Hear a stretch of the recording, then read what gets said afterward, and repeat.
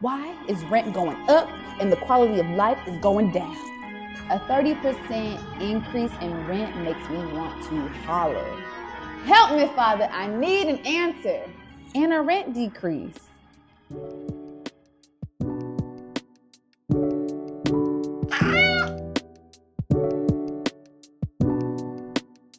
Hi, hello, and welcome to the Cozy Little Book Club. I'm your host, Taylor, and this is Boo. Thanks so much for joining us.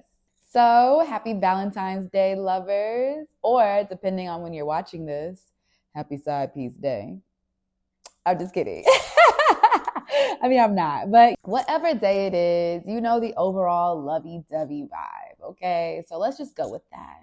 So sit back, grab your cheap, on sale Valentine's Day leftover candy, and let's enjoy a really cute love story by a Black person, for Black people, about Black people. This is Valentine's Day FUBU style. So the book we're talking about today is The Kiss Countdown by Etta Easton. It's hilarious, sweet, and out of this world, quite literally. So let's just dive in. The story starts off with Amerie, who is having a really bad day, or really just a really bad time overall. She lost her job. Her boyfriend dumped her because she was taking care of and tending to her sick mother, and she has absolutely zero clients for her newly launched event planning business. Needless to say, she's going through a rough patch right now, and I get it, girl. I empathize. So to have a little bit of relief and a little bit of a woo-saw moment, she decides to have a little morning pick-me-up with her best friend Gina and grab some coffee. That is until she runs into a man. A tall, dark, and handsome man, that is. And she spills coffee all over his crisp white shirt. First annoyed, but then slightly less annoyed and a little bit mesmerized, Amerie begins apologizing to the man, but then realizes that he's just as swept up in her as she was with him just a few moments ago. But her annoyance returns. She tries to offer to pay for his dry cleaning, but he's just a little spacey. So she just goes about her day and prepares herself for a potentially new client. But unfortunately, her day just doesn't get any better. And you know what they say when you become an adult? If it ain't one thing, it's another. Her new client ghosts her with no warning. She just finds out that her rent is about to skyrocket, and she has to pay a very pricey hospital bill for her parents. Things can't possibly get worse for Amerie. While she's on a night walk, she looks up to the sky and prays and wishes on the stars that she can get more clients so that her business can take off and she can take care of herself and her family. But when she's done looking up at the sky, she sees the same man who she ran into earlier than that day. And he lets her know that she's not actually wishing on the stars. She's actually wishing on Venus. This just annoys her all over again. But this time she at least gets his name. His name is Vincent. And you know what they say, good things come in threes. And that's on Babs. And actually, I'm going to deviate a little bit because we are in Black History Month. That movie is peak Black history. Black excellence, okay? From rags to riches. Rags to riches. Rags to bitches. Y'all should watch that movie. That's my favorite movie. I know it word for word. On another coffee run, Amerie runs into her ex, Derek, or David. I actually don't remember his name because it's not really important. But he's on her side of town at her coffee shop because he knows that she lives 5 minutes walking. But he asks her, what you doing here? Like, you on my side of town, motherfucker. You try play and get out of here. Scram. Scram. She doesn't want to talk to you. Leave her alone. Soon, a beautiful woman approaches them, and Amerie realizes that her ex has a new girlfriend. And now the situation has gone from annoying to awkward and annoying. But fortunately for Amerie, Vincent just so happens to come into the coffee shop, and she pretends that he is her new boyfriend, just to keep up appearances and to let her ex know that she is not at her absolute worst. She's also having a great time and thriving just like he is, even though that's not the case. Thankfully, Vincent plays his role incredibly well and not only impresses Amerie, but he also impresses Derek and his new girlfriend. Now check that. Their couple act was so good that Vincent's sister Camille just so happened to be at the same coffee shop at the same time and overheard them, and is shocked to see that Vincent has never introduced his girlfriend to the family. So they keep their boyfriend and girlfriend act up until Camille leaves. But that isn't until she actually invites them to a New Year's Eve party. When the coast is finally clear, they both explain their large bout of lying between the both of them, and Vincent pretty much begs Amerie to join him for the New Year's Eve party just to keep up appearances, now that they're in it. And Amerie agrees in good faith. Feeling a little thrown off, but not one to back away from a promise, Amerie feels a whirlwind of emotions and feeling great anxiety. But that is until she steps foot into the party, and she's so happy to be surrounded by the busyness of event planning and execution. As the night goes on, Amerie and Vincent both keep up appearances, but also learn a little bit more about each other. They have a very vulnerable moment. In that moment of vulnerability, Vincent offers Amerie an insane but also incredible opportunity. He proposes that if she continues to be his girlfriend for the next 3 months, she could stay with him in his apartment, no strings attached, rent-free. He just wants to keep up appearances for his family so that his mother won't worry about him and he can focus on his upcoming launch. Did I mention that Vincent is an astronaut? I didn't mention that. He's an astronaut. So that's how he imposed both Derek, Amerie, and Derek's girlfriend. Because, come on, my boy is smart and he's going to the moon, okay? So he needs to be focused and he needs to get his mom off his back. So it's a crazy plan, but she agrees, which is even crazier. As you can imagine, there's a lot going on here, and the line between their fake relationship and their new budding one begins to blur. It's a wild and hilarious ride that is sure to take you on an out-of-this-world love story. The themes of this story are personal growth, the unpredictability of life, and the transformative power of genuine relationships. Now, remember what I said about the last book, Green? That ladies, if you want to find a man, you have to crash into him. So that just seems to be the theme for these Black women, okay? So forget the dating apps, run into that man. Focus your eyes on where you want to go, who you want to be with, run into him, and plow him. Sorry. I meant that in like a non-sexual way. I meant like literally run him over. Because it's working. It's working. At least in the stories, it's working. I don't know. I might just give it a go. This is the second book in the last week that's told me to do that. So, if it come, you know what they say? If it come again, if I read it again, that somebody ran into another man and they ended up being in love, I might just go ahead and do it. Good things come in threes. And you know what? Beyonce has a song called it's called Smash Right Into You. And she was really giving us the blueprint right away. And we just wasn't taking heed. And now we can. Let's run into the men. And this time next year for Valentine's Day, you will not be single. You're going to be laid up with your man that you ran into or tripped. And you'll be happy. And the next man I see, I'm running into your ass. Okay? So you better get ready for all this loving. You better get ready. I'm not kidding. I'm running into you. Smash right into you. You smash, and then you make a heart. So this book was a really cute read, and there was nothing I really disliked about it. This book was also just really funny in a lot of ways. I feel like the romance books that I've read, they can be funny for sure.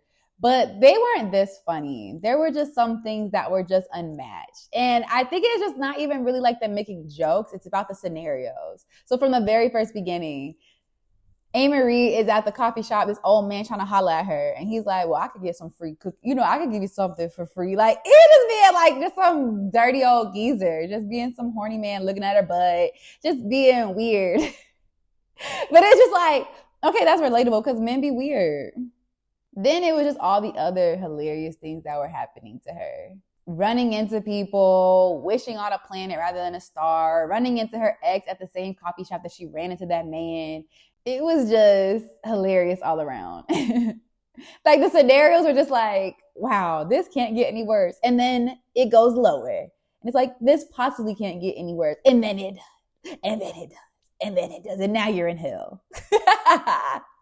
But bringing up her ex and running into him, I do want to dig into that a little bit more, because what is it about people that makes them want to lie to their ex?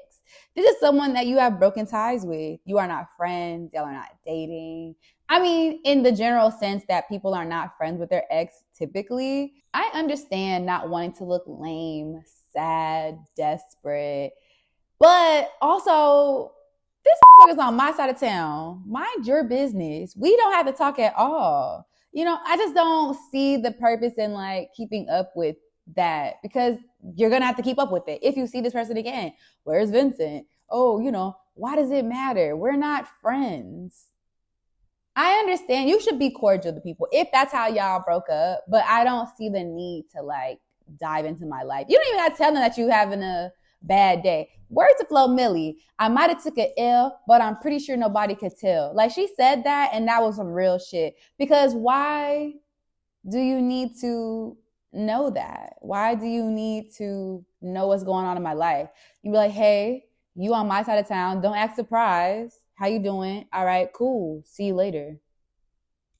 Or never. See you never. We're not friends. Because also with Derek, he was rude as hell. He actually gave her a list of the reasons why he did not want to be with her anymore after they broke up. And it was so foul. So like, I definitely would not give a damn about what he got to say. Who are you? You're dead to me.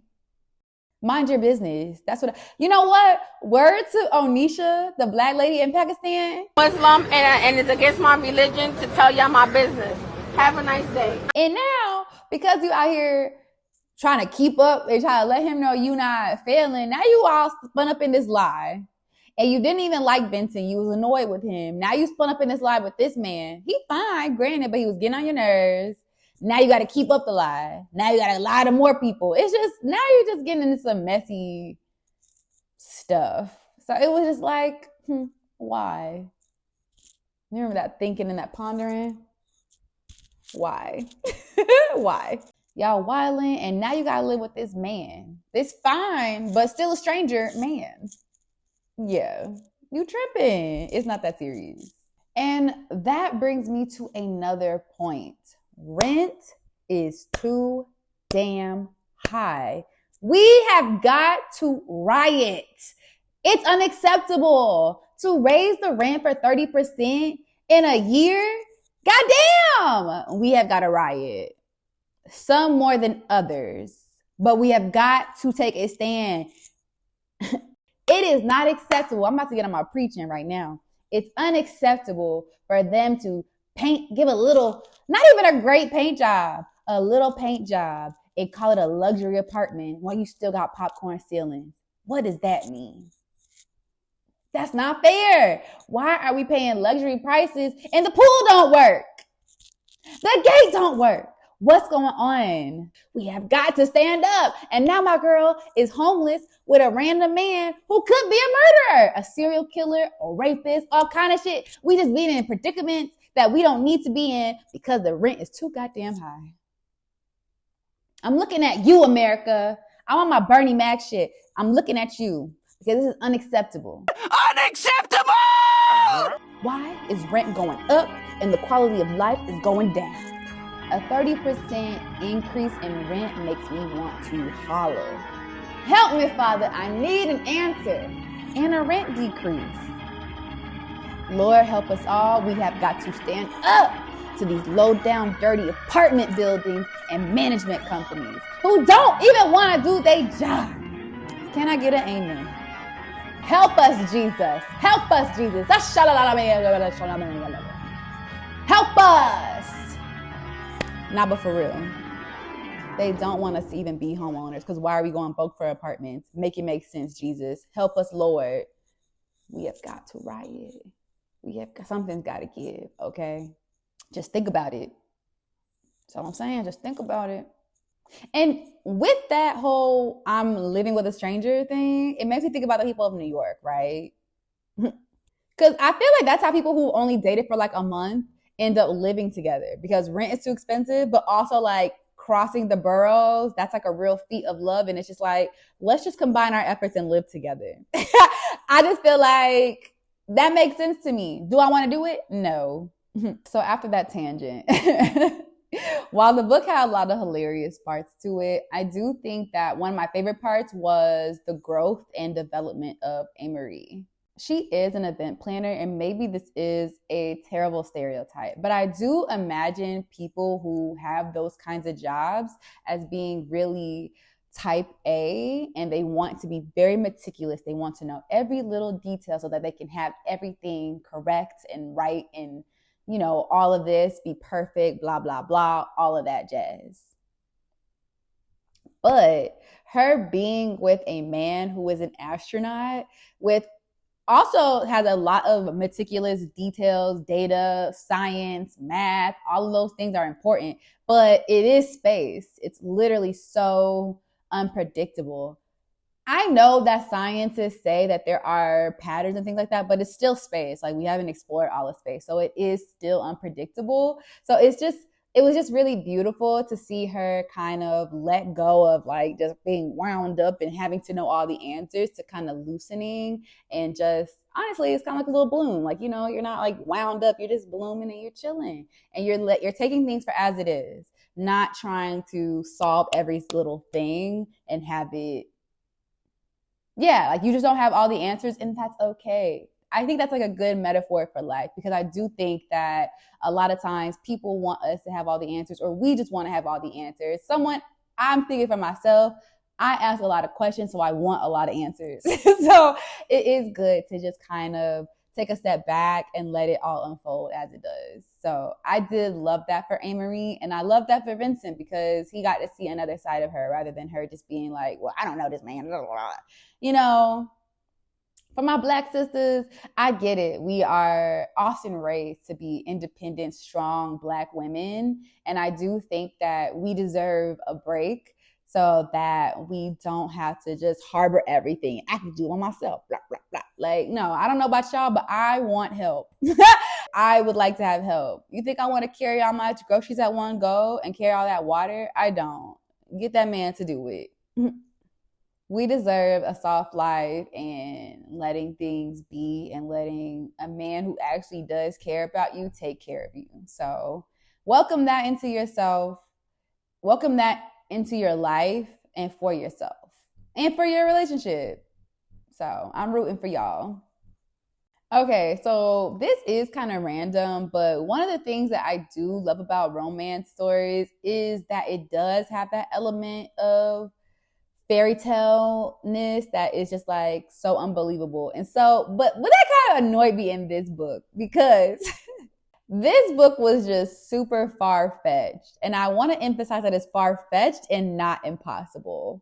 Where the hell am I going to meet a fine, Black, swole, single astronaut ready to date and invite me into his house and I ain't got to pay no bills? What are the odds of that? It's slim to none.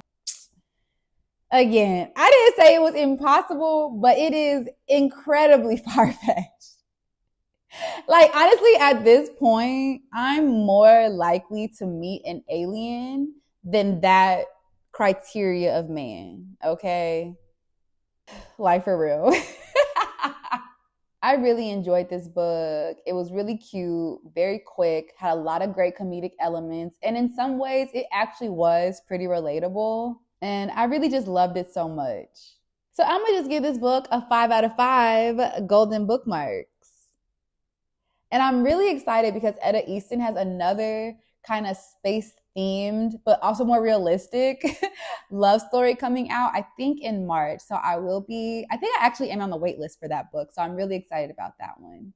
And that wraps up another episode of the Cozy Little Book Club. Thanks so much for joining. If you've made it to the end, please be sure to comment a little stack of book emoji or any little alien or space emojis that you see fit. And if you've read the book, please let me know your thoughts in the comment section below. Be sure to hit that subscribe button and that notification bell so that you know each time that we drop a new book review. I hope you have a lovely day and it's filled with laughter, love, and joy. Everything that you need to feel good. And remember, when you open a book, you open your mind. Until next time, peace and lots of love. That was my girl. That's my girl. That's my girl. Baby, we got this. Booyah. Just black as hell. Like, if you don't watch Bad, you are missing out. And that is peak black history, okay? That is black excellence. Black American princesses. Like, stop playing. That movie is the shit. Shout out to my grandma, because that's me and my grandma's favorite movie. Shout out to my grandma.